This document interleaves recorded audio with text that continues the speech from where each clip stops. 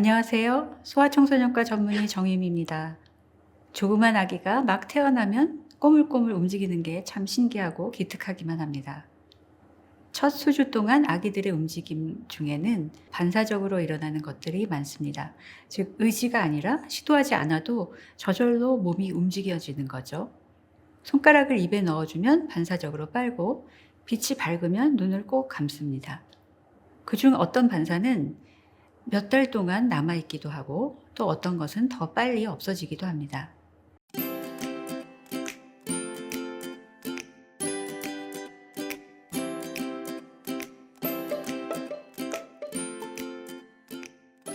어떤 경우에는 원시 반사가 점차 자발적인 행동으로 바뀝니다. 예를 들어서 신생아는 뺨이나 입을 건드리면 머리를 그쪽으로 돌리는 젖찾기 반사를 갖고 태어납니다. 이 반사가 젖을 먹을 때 엄마의 유두를 찾는 데 도움이 되죠. 처음에는 아기가 좌우로 고개를 획획 돌리면서 유두를 찾지만 시간이 지날수록 찾는 각도가 점점 작아지다가 더 익숙해지면 유두 쪽으로 곧장 얼굴을 돌려 빨게 됩니다. 그 다음 빨기는 태어나기 전 엄마 뱃속에 있을 때부터 하던 또 다른 생존 반사입니다. 사실 임신 중에 초음파를 봤다면 아기가 엄지손가락을 빠는 걸 볼 수 있었을 것입니다. 출생 후에 유두와 유륜이 아기의 입 깊숙이 들어오면 아기는 자동적으로 빨기 시작합니다. 그런데 이 동작에는 자세히 살펴보면 실제로 두 단계가 있습니다.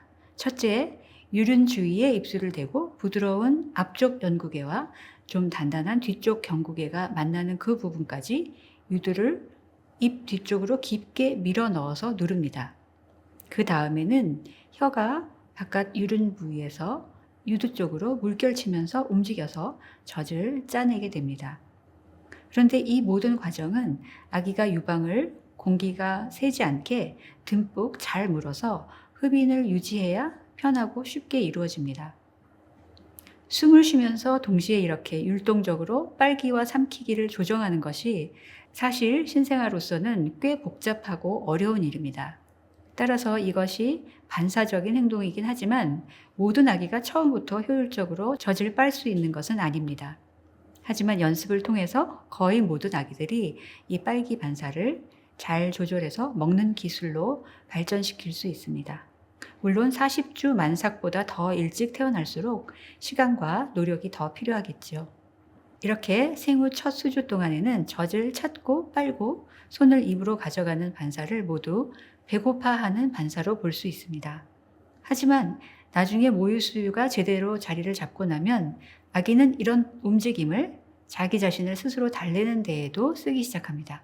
즉, 무의식적 반사가 아니라 의도가 들어간 움직임으로 변해가는 거죠. 이때 아기가 손가락을 잘 찾을 수 있도록 엄마나 아빠가 도와주면 아기 자신이 스스로 안정을 찾을 수 있습니다. 손 빠는 걸 계속해서 무조건 배고픈 신호로 보면 아기도 좀 답답할 겁니다. 다음은 생후 첫 몇 주 동안 볼 수 있는 정상적인 신생아 반사입니다. 모든 아기들에서 이렇게 각각의 반사가 꼭 같은 시기에 생겼다가 없어지는 것은 아니지만 이 표로 예상되는 과정의 일반적인 흐름을 볼 수 있습니다. 소아청소년과에 관한 내용은 항상 언제나 만 나이를 기준으로 한다는 것 꼭 알아두시기 바랍니다. 처음 몇 주 동안 가장 뚜렷이 보이는 반사가 모로 반사입니다. 아기 머리 위치가 갑자기 바뀌거나 뒤로 떨어지거나 아니면 시끄럽거나 갑작스러운 소리에 놀란 경우 팔과 다리와 목을 쭉 뻗었다가 재빨리 팔을 모읍니다. 그리고 큰 소리로 울 수도 있죠. 아기마다 이런 모로 반사의 정도는 다양한데 첫 달에 가장 크게 반응을 하고 두 달이 지나면 점차 약해집니다. 다음으로 좀 더 재미있는 자동 반응이 있는데 긴장 목 반사 혹은 펜싱 자세라고도 합니다. 이 반사는 아기 머리를 한쪽으로 돌릴 때 펜싱을 하는 것처럼 반대쪽 팔이 구부러지고 얼굴이 돌려진 쪽 팔은 반대로 곧게 펴지는 것을 말합니다. 즉, 아기 목을 왼쪽으로 돌리면 오른쪽 팔은 구부러지고 왼쪽 팔은 이렇게 펴서 펜싱을 하는 자세가 되는 거죠. 그런데 이 반사는 뚜렷하지가 않기 때문에 쉽게 보지 못할 수도 있고 또 아기가 울면 나타나지 않을 수도 있습니다. 이 반사는 생후 5 내지 7개월에 사라집니다. 그런데 모로 반사와 긴장목 반사는 몸의 양쪽에 동일하게 나타나야 합니다. 반사가 한쪽에서 다르게 보이거나 아기가 몸 한쪽을 더 잘 움직인다면 소아청소년과 진료를 받으시기 바랍니다. 다음으로는 파악 반사, 즉 움켜잡기 반사가 있습니다. 아기 손바닥에 손을 대면 아기가 즉시 손가락을 잡는데 이것이 파악 반사입니다.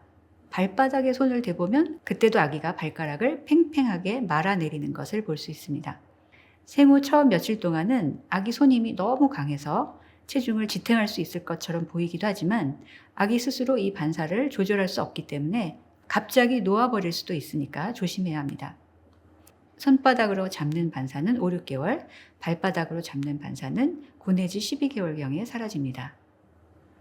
다음으로 손이나 발로 잡는 힘 외에도 아기에게서 볼 수 있는 독특한 반사가 있는데 바로 보행 반사입니다.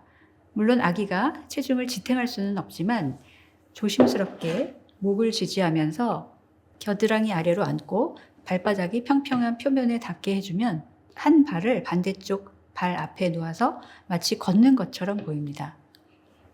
이 반사는 신생아를 분만 직후 엄마 배에 엎드려 놓으면 유방으로 기어가는 데 도움이 됩니다.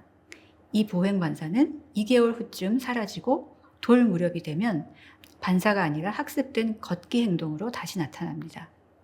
아기마다 자기 나름대로의 방식과 속도로 발달하지만 특정 이정표에 미치지 못하면 특별한 주의가 필요한 발달이나 의학적 문제가 있을 수도 있습니다.